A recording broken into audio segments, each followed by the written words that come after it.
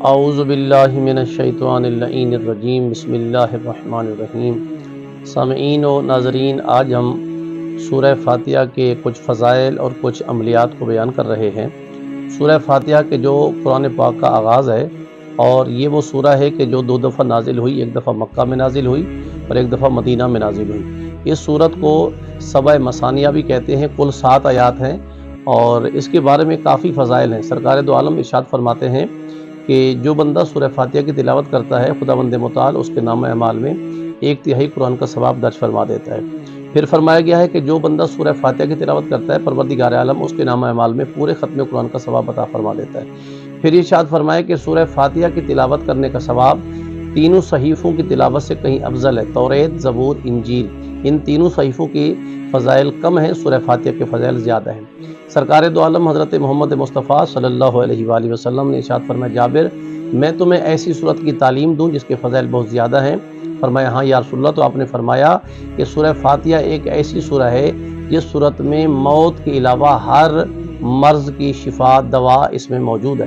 امام جعفر صادق علیہ السلام ارشاد فرماتے ہیں کہ جس بندہ خدا کو سورہ فاتحہ تندرست نہیں کر سکتی ہے، دنیا کی کوئی دوا اسے تندرست نہیں کر سکتی ہے۔ پھر فرماتے ہیں کہ اگر سورہ فاتحہ 40 مرتبہ کسی درد والی جگہ پہ ہاتھ رکھ کے دم کیا جائے تو وہ بندہ درد کو ختم محسوس کرے گا اور صحت یاب ہو جائے گا۔ پھر فرمایا کہ اگر پانی پہ 70 دفعہ دم کر کے مریض کو پلایا جائے تو مریض اس سے شفا یاب ہو جائے گا۔ پھر فرماتے ہیں کہ یہاں ایک روایت ملتی ہے، حضرت علی ابن ابی طالب علیہ السلام کے ایک صحابی ہیں جن کا ایک جنگ میں ہاتھ کٹ گیا تھا۔ وہ مولا کے پاس آیا، کہنے لگا کہ یا علی میرا ہاتھ کٹ گیا ہے۔ تو امام نے ارشاد فرمایا ہاتھ اپنی کلائی پہ رکھو۔ اس نے رکھا، امام علیہ السلام نے سورہ فاتحہ کی تلاوت کی تو اس کا ہاتھ جڑ گیا۔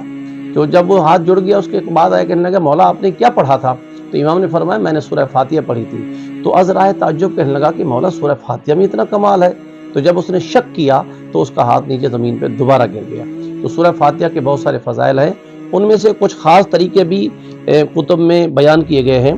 جیسے کہ فرمایا گیا کہ اگر کوئی انسان غسل کر کے خوشبو لگا کے مصلی پہ بیٹھ کے آیت الکرسی کی تلاوت کرے اور پھر چاروں کل ہر ایک کو 3 بار پڑھ کے پھر سورہ فاتحہ پڑھ کے اور اس مریض کے اوپر شفا یابی کے لیے دم کرے گا تو پروردگار عالم اس مریض کو شفا عطا فرما دیتا ہے۔ اور آخر میں ہم اس کا نقش بھی اس میں کوڈ کر رہے ہیں، اس نقش کو لکھا جائے یا کسی عامل سے لکھوا کے زعفران سے لکھا کے اس کا پانی بھی 7 دن یا 14 دن استعمال کریں تو پروردگار عالم مریض کو شفا عطا فرما دیتا ہے۔